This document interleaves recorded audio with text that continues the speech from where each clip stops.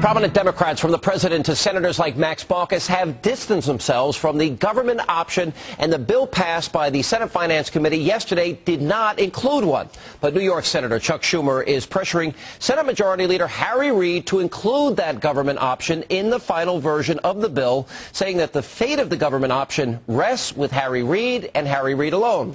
So if a health care bill does pass, will it look anything like the Baucus bill? And that's not the only question raised yesterday. One economist is sounding the alarm, charging that the Democrats and their bill will drive your taxes sky high and place a majority of the burden on the middle class and middle class families.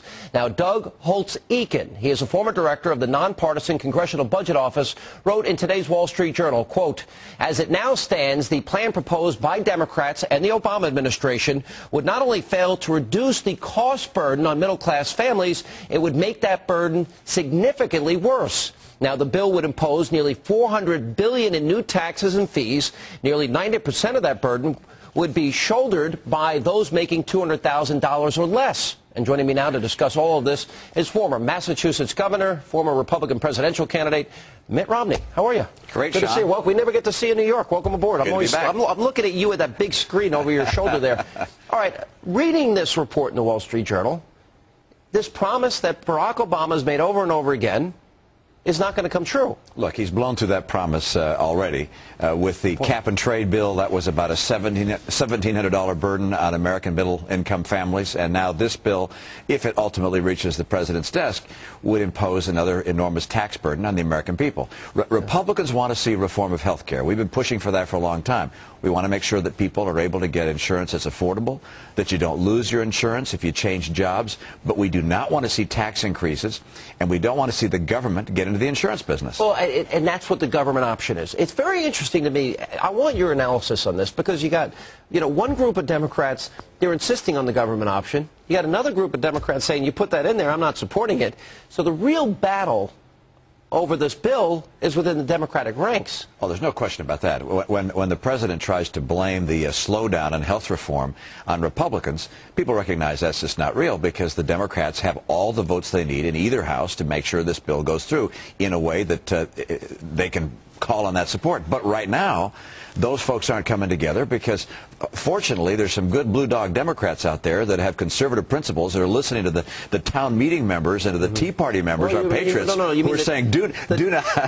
You mean those evil Tim McVeigh wannabes, the political terrorists? I mean, listen to the names they've been called. This is a true grassroots movement that has not been organized by insurance companies. Look, insurance companies couldn't organize their own employees to get there. Right. These are Americans standing up saying, don't have the government get in there and start directing my health care. And so I think you've got a lot of Democrats that are not willing to follow the president or follow Harry Reid or Nancy Pelosi down that path. We have Michelle Malkin. We're going to get into this whole issue of retribution for the insurance industry, because they dared to come out with a report saying this is a bad idea. All right, so I want you to try and break this down. Here's what we have. We have 2 bills in the U.S. Senate. We got 3 bills in the House. Pelosi wants the government option. Baucus doesn't have it in there. They've got to reconcile in each chamber, and then they've got to go, sit down together and come up with another bill. So nobody has a clue what this thing is going to look like, except we know that issues Republicans are raising are not even on the table. Medical savings accounts, portability, tort reform. None of this is there. No, you're right. The president said, hey, well, on tort reform, we'll do a little experiment. Interesting, isn't it, on something as important as tort reform, where people understand what the cost is and what the burden is of our malpractice awards. That's something we're going to study before we implement it.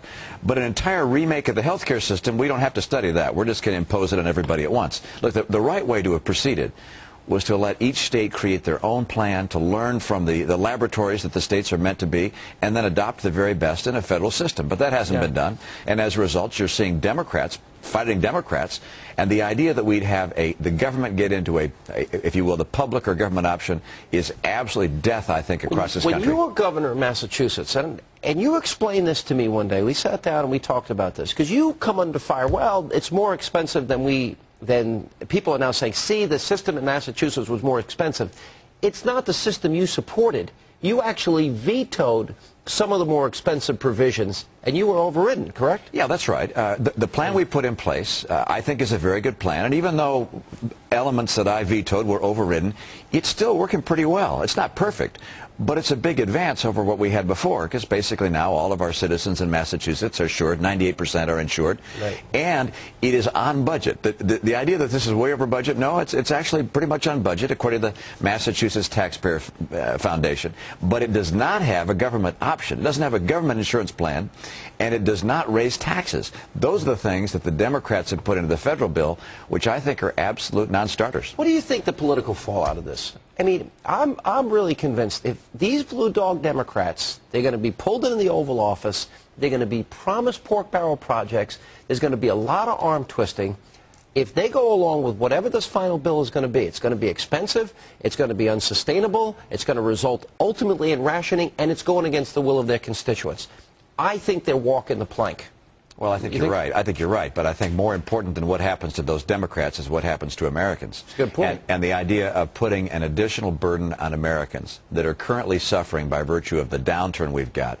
So many people out of work, saying we're going to charge people more money for our cap and trade program and for this health care plan. That is just not right. And that I think is going to mean that a lot of Democrats, if they support that, will find that Election Day is not a happy day for them. You have been supporting the Republican governor of New Jersey, who is leading in the polls, Christie. Mm-hmm. It's interesting to me that Harry Reid wants this bill and wants it done quickly. Because I think if Christie were to win in Virginia, and McDonald, who's got, what, a double-digit lead in Virginia, if they win those two races, I think that's a signal that that's a referendum on Barack Obama. Well, you got New Jersey, which is an extraordinarily blue state. Huge. Overwhelmingly Democrat. It's like Massachusetts. And you got John Corzine spending tens of millions of dollars of his own money. Money made on Wall Street, by the way. The very street that a lot of people believe got us into the financial difficulty we're in. He's using that money to hold on to his job in New Jersey. And Chris Christie, U.S. attorney, who put a lot of people, hundreds of people behind bars for violating the public trust. This guy is fighting hard and is in a neck-and-neck race with John Corzine. And in Virginia, you got Bob McDonnell. Likewise, they're the Attorney General in a tough race, you know, within the margin of error. Those guys, either one of them win. Yeah. And I think blue dog Democrats in Washington say, you know what, the president's agenda is getting us in trouble, and they're going to listen to the people instead of the leaders of their party. Let me ask you one last question on the economy and on Afghanistan. Just your broad overview, because we just don't have enough time to get into it in great specificity. Well, the stimulus is a great disappointment. It should have gotten the economy going. It was more focused on growing government than it was on growing jobs. And as a result, we're seeing the higher unemployment than we should have, and we're seeing a recovery that's slower than we should have. Will the economy come back? Absolutely. It comes back with or without government. But what this government has done has not been optimal for getting it going again. And secondly, Afghanistan, look, this is no time for the president to be playing Hamlet. Shall I not? This is a time for the president to recognize his most important responsibility is to attend to the needs that he has as the commander-in-chief for our fighting men and women that are in Afghanistan. And for him not to know what the strategy is at this point, 9 months into his presidency, is inexcusable. To have that report in August and still not respond to the request of the general on the ground. Send the troops. Send the troops. And, you know, General McChrystal has laid this out. It's consistent with what the president asked for in the very beginning. Send the troops. Follow through on the commitments he made. He's afraid to do it for his left-wing base. He's afraid to take on his base. It would be inexcusable for a president to make foreign policy decisions and decisions relating to the men and women in uniform based upon his political base. Governor, good to see you. Thanks for stopping by. Appreciate it. Thanks. And coming up, watch out. Democrats are now lashing out.